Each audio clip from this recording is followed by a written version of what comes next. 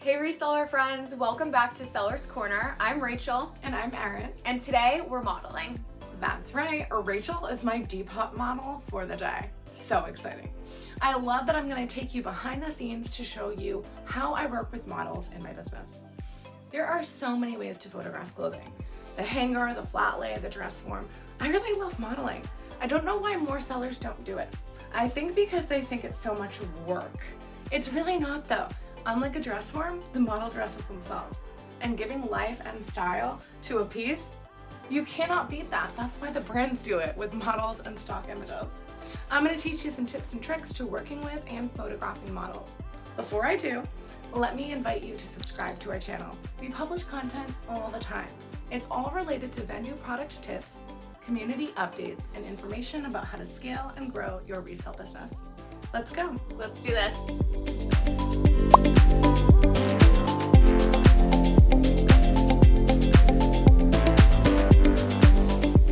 Here's my beautiful model and a couple of quick tips.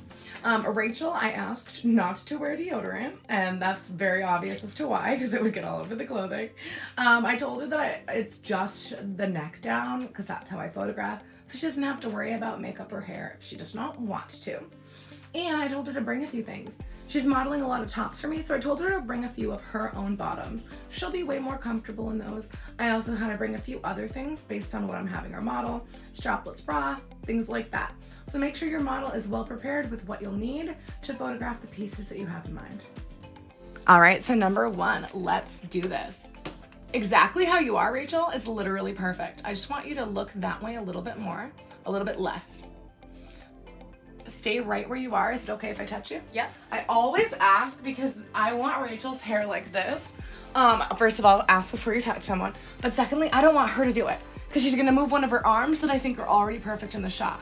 That little piece of hair made this shot absolutely perfect. Also remember when you're instructing models, for instance, right now I want Rachel to move her left hand just a tiny bit back. Yes, that's my right, but her left. So you have to keep that in mind when you're talking to models. Okay, stop smiling.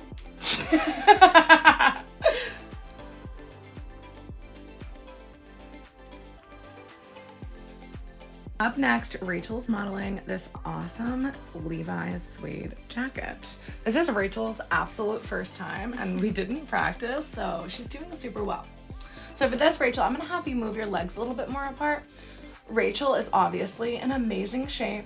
She has a thin frame, but sometimes when models look really thin, I feel like maybe it's not relatable to the person of every size.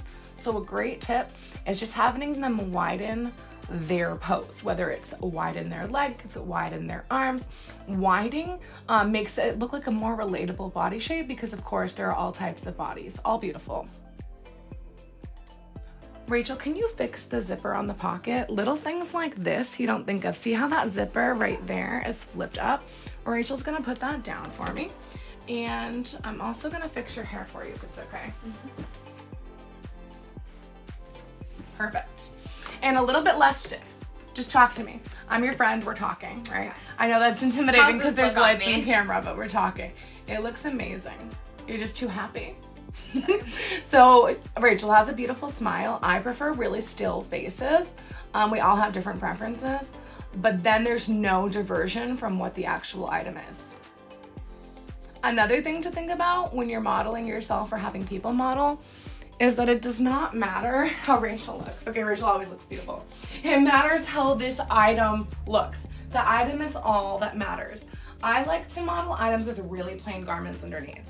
Yes, I could put something better under this that would complement the brown and it would be a look, but then I'm really accomplishing just that look. Makes sense. With basics, with jeans, with black pants, with plain tanks, I think that people can better envision this piece being styled in all the different ways that it could. Love it. Next is this stunning red cocktail dress, and Rachel looks absolutely amazing. You'll see that I've put my light down quite a bit because you want the center of the image and the center of the lighting to be pretty much the center. Another tip, don't worry about the socks. If you just cut off the feet, you never have to worry about shoes. You never have to worry about socks. You never have to worry about pedicures. You never have to worry about any of that. Look how beautiful. And I'm gonna cut it off right there. We're gonna get pretty much the chin to the ankle.